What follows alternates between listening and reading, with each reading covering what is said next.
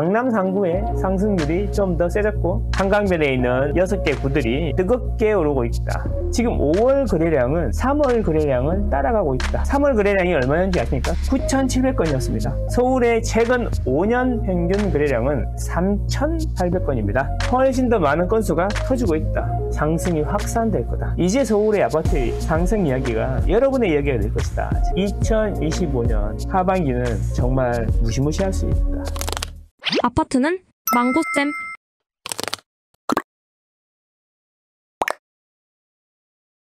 집값 상황이 심상치가 않습니다, 여러분. 지금 조기 대선이 다가오고 있는데 눈치 보기 중이다. 관망세다. 그리고 정권이 바뀌면 집값이 또 크게 요동칠 것이다. 뭐 이런 이야기 많은데 현재 시점에 아파트 시장은 도대체 어디로 가고 있는 것인지 그 이야기 한번 해보겠습니다. 여러분들께서 보고 계신 것은 망고쌤이 만든 리얼 망고의 망고맵이라는 건데 아시는 분들은 잘 아시겠지만 서울의 아파트 상승률을 구마다 다르잖아요. 한국부동산원에서 나온 국가 공식 통계를 구에다가 색칠을 해놓은 거죠. 그래서 많이 오르면 빨간색이 지나고 많이 내리면 파란색이 지난 거고요. 5월 5일 연휴 때의 상황이 이랬고 이게 지난주죠. 지난주고 이게 이번 주예요. 이번 주. 그래서 보시면 자 이게 이런 변화들이 있다. 전체적으로 보시면 강남 3구 위주로 여전히 오르고 있는데 지난주 대비로 보면 확실히 이번 주가 조금 더 진해졌다는 것을 알 수 있습니다. 강남 3구의 상승률이 좀 더 세졌고 그 주변도 마찬가지로 광진구, 성동구, 용산구, 마포구, 한강변에 있는 6개 구들이 뜨겁게 오르고 있다. 목동도 마찬가지고 그렇게 되고 있다. 연휴 지나고 나니까 상황이 좀 더 좋아졌다. 이렇게 보시면 되겠습니다. 그래서 이렇게 전체적으로 그림으로 색칠을 해놓고 봐야지 느낌이 오는 거죠. 이런 와중에 지금 몇십 주째 이러고 있는데 여전히 이 집이 내리고 있다라고 하는 사람들은 도대체 왜 그런 걸까요? 이제 지금은 오르고 있지만 내릴 거다 이러고 있는데 그 언제 내리는 건지 진짜 궁금하네요. 2023년 1월부터 오르기 시작해서 2023년, 24년, 25년까지 거의 2년 6개월간 오르고 있는데 참 이상합니다. 자꾸 이렇게 현실을 부정하려고 그러는지 잘 모르겠어요. 이렇게 중요한 이야기는 팩트를 기반으로 과학적인 방법으로 접근을 해야 되는데 당위로 접근을 하면 안 된다는 거죠. 아파트는 망고쌤. 자, 여기 망고매 보시면 이게 이번 주고요. 경기도까지 한번 볼게요. 비슷합니다. 항상 이게 천천히 움직입니다. 천천히. 경기도까지 포함해서 보시면 서울 근방만 조금 오르고 있고 그 외곽은 매우 파랗죠. 이게 서울 근방만 오르고 있다. 경기도에서도 제가 거의 서울권이라고 이야기하는 과천이라든지 평촌이라든지 분당이라든지 이런 데는 여전히 잘 오르고 있다. 그래서 오히려 서울 외곽보다 더 상황이 좋다. 이런 거죠. 그러는 와중에 보면 평택이라든지 안성이라든지 파주라든지 이런 데 외곽 지역은 파란색이 진하지 않습니까? 그 평택 많이 물어보시더라고요. 뭐 지지역도 생기고 삼성전자가 가고 막 이런 이야기 많이 하시는데 지금 평택 상황 매우 안 좋습니다. 매우 안 좋고 미분양 난 것들 이런 것들 이제 좋다 사라 뭐 이런 분들도 계시는 것 같던데 글쎄요. 지금 아직 그렇게 서두를 타임은 아닌 것 같은데 뭐 찐 투자자고 잘 아시는 분들이면 알아서 잘 하시겠죠. 뭐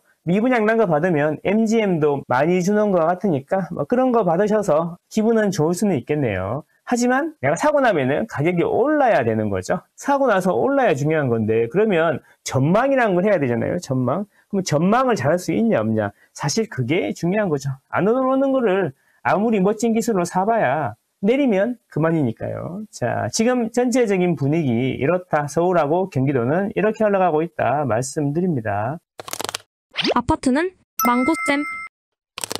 자, 이제 거래량인데요. 거래량이 많이 줄었네, 늘었네 이런 이야기부터 해가지고 항상 이제 5월 초, 4월 초, 3월 초 이렇게 되면 나오셔가지고 60일치 지지난달 거래량이랑 이번 달 12일치 거래량이랑 비교하면서 만내 정내 하시는데 자, 이거를 15일치 기준으로 2월부터 5월까지 거래량을 쭉 보니까 자, 보세요. 예, 놀라운 사실이 있습니다. 5월 거래량이 15일 지난 이 시점에 1043건인데 3월이 1087건이었거든요.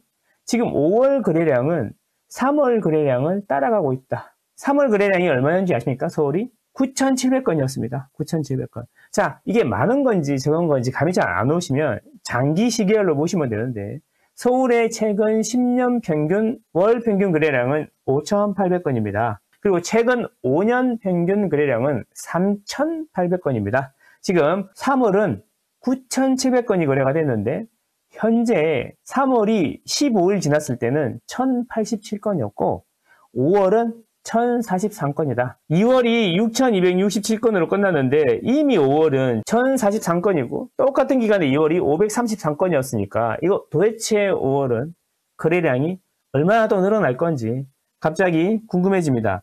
거래는 여전히 5년 대비, 10년 대비로 훨씬 더 많은 건수가 터지고 있다. 누가 집이 내린다는 거야? 그죠? 예, 관세 전쟁이다. 조기 대선이다. 이런 거 많지만 집값은 시장은 자기 갈 길을 가고 있다. 이렇게 보시면 되겠습니다. 객관적인 사실을 바탕으로 과학적인 방법으로 접근해야 된다. 이게 중요하다. 아파트는 망고쌤. 자, 중요한 것은 말입니다. 5월 거래량이 3월 거래량하고 비슷한 추세로 가고 있는데 강남 4구의 거래량이 급감했다는 거죠. 왠지는 잘 아시죠? 예, 토지거래허가구역으로 지정된 다음에 강남 4구, 강남 서초, 송파, 용산은 거래량이 거의 제로 수준으로 수렴해버렸다. 그런데 일부 거래들은 신고가가 계속 나오고 있다. 거래량이 줄어들고 매물이 줄어들면서 신고가가 나오고 있다. 자, 그러면 강남 4구의 거래량이 전체 서울 거래량에서 차지하는 비중이 거의 제로로 수렴했다고 하면 그럼에도 불구하고 5월 거래량이 이렇게 많다는 것은 강남 4구 외에 다른 곳의 거래량이 늘었다는 이야기인데 그걸 확인하기 위해서 제가 3월달, 4월달, 5월달 되겠습니다. 이 세 개의 막대기가 있는데 구마다 3, 4, 5월에 서울 전체에서 이 구가 차지하는 거래 비중을 제가 갖고 와봤어요. 자, 그래서 이게 보라색이 이렇게 길게 나오면 파란 화살표로 칠해놨죠? 길게 나오는 곳은 뭐냐면 4월 대비 5월 거래 비중이 확 늘어난 곳이죠. 보면 제일 많이 늘어난 곳이 노원구다. 노원구가 5월 달이 되면서 거래 비중이 확 커졌다. 그 다음에 옆에 구로구, 그 다음에 종로구, 중랑구 이런 곳이 거래 비중이 확 늘었어요. 여러분 혹시 기억하실지 모르겠습니다.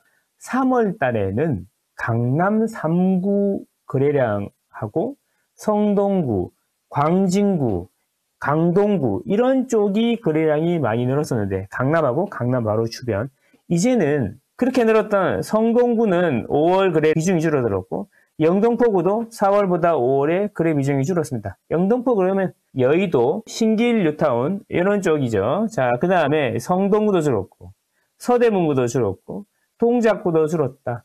강남 4구 바로 옆에 있는 핫하던 곳도 거래 비중이 줄었다. 그럼 결국 이게 올 초하고 달라진 것은 뭐냐면 강남 4구랑 그 바로 옆에 있는 구들이 거래량을 하드캐리했다면 지금은 B급지, C급지가 거래량 하드캐리를 하고 있다. 그래서 제가 계속 말씀드리지 않습니까? 올 초에 여러분 지금은 강남이 많이 오르고 있지만 이게 상승이 확산될 거다. 그리고 지금은 부자들 이야기다. 우리 어쩌면 전국 세대수 기준으로 0.005% 이야기를 듣고 있는데 강남의 반포의 비싼 아파트 이제 하반기가 되면 여러분들 우리 서민들의 이야기가 될 거다. 그 서민들의 얘기가 평당 4천만 원, 5천만 원 정말 열심히 하면 대출 좀 받아가지고 무리 좀 하면 살려고 하는 있잖아요. 그런 아파트 가격들 서울로 보면은 A, B, C급지로 가격 기준으로 나누면 B급지의 중하위권 이 14억 정도에서 15억 정도 되거든요. 크기가 이제 힘을 받을 거고 이제 서울의 아파트 상승 이야기가 여러분의 이야기가 될 것이다. 자, 그런 말씀 많이 들었는데 점점 현실화가 되고 있습니다. 자, 이렇게 데이터를 디테일하게 여러 각도에서 보고 있으면 시장의 흐름이 그래도 좀 잘 보이는데 말입니다. 아파트는 망고쌤. 자, 그래서 심리, 사람들은 집을 사고 싶을까? 조기 대선에, 관세 전쟁에, 탄핵에 골치 아픈 정치 이벤트들이 많았습니까? 그러면 사람들이 이제 집을 안 사야 정상인데 이렇게 시국이 어려우면 그래서 이게 사고 싶냐 안 사고 싶냐 이거를 이제 심리로 나타내는 거죠. 잘 아시겠지만 KB부동산에 제휴되어 있는 전국의 수천 개의 부동산이 매주 입력을 합니다. 심리지수를 어떻게 입력하느냐 자, 이번 주에 매수 문의가 많은지, 매도 문의가 많은지, 이 두 개를 가지고 심리 지수를 만드는 거예요. 그러니까 사고 싶은 사람이 많은지, 팔고 싶은 사람이 많은지를 지수화한 거죠. 자, 그러면 우리가 생각하는 대로 정치 이벤트들이 너무 많아가지고 심리가 완전히 집 사고 싶은 사람들이 없어졌다. 안 그래도 수요가 없는데 수요가 더 줄었다라고 생각하면 매수 문의조차도 원해야 되는데, 보시면 아시겠지만 2022년 12월 바닥을 찍고 심리는 계속 상단도 높아지고 있고 하단도 높아지고 있다라는 겁니다. 심리가 이게 빠진 것은 정치 이벤트가 있을 때 빠진 게 아니라 대출 규제를 정부가 했을 때 빠지더라. 그래서 자꾸 말씀드리지만 집값은 정치 이벤트나 규제가 집값을 빠지게 하는 게 아니라 돈하고 수급의 함수로 결정이 되는 거다. 이렇게 계속 말씀드립니다. 이런 게 중요한데 우리가 집이 너무 비싸니까 그것을 받아들이지 못한다. 그렇죠? 이해하죠? 배 고픈 것은 참을 수 있는데 배 아픈 것은 못 참는 거니까. 사람이 원래 그러니까. 근데 이해는 하는데 재테크, 돈 관련된 이야기는 차가운 머리가 필요한 게 아닌가? 저는 이렇게 생각합니다. 그 이해할 수 있는 배 아프리즘에 기대가지고 자기의 이익을 챙기는 사람들 이야기에 귀를 기울일 것인지, 아니면 진실을 말하고 있는 세상에 귀를 기울일 것인지, 그게 중요하다라고 생각합니다. 아파트는 망고쌤. 사고 팔고가 중요한 게 아닙니다. 매주 서울에 있는 아파트 가격의 호가를 올리느냐 내리느냐가 중요하다고 말씀드렸잖아요. 자, 매물이 늘어나도 싸게 안 내놓으면 가격이 안 빠진다. 제가 지속적으로 말씀드렸습니다. 작년부터 계속 말씀드렸는데, 왜? 매물이 늘어나면 집값이 폭락한다. 수요가 없는 거니까. 그래서 매물이 쌓이는 거 아니냐. 이런 이야기 얼마나 많이 들었습니까? 제가 그래서 뭐라 그랬습니까? 매물이 늘어나도 거래량이 줄면 매물이 늘어날 수 있어. 그런데 매도자 우위 시장이라니까요. 매수자의 우위 시장이 아니라, 매도자 우위 필수제 시장은 매도자 우위 시장입니다. 공급자 우위 시장. 그렇지 않아요? 필수제 시장은 그렇다는 거죠. 거기에다가 필수제이면서 독점적인 것은 매도자 우위, 공급자 우위 시장인 거죠. 그걸 수요자 위주로 너무 비싸니까 막 이런 식으로 계속해서 접근을 하면 시장을 똑바로 못 보는 거죠. 자, 그래서 제가 말씀드린 건 뭐냐면, 매물이 늘어나더라도 비싸게 호가가 계속 나오면서 쌓이면 안 내린다. 그래서 제가 매주 월요일마다 네이버에, 전국의 네이버 호가를 정리를 하고 있습니다. 매주.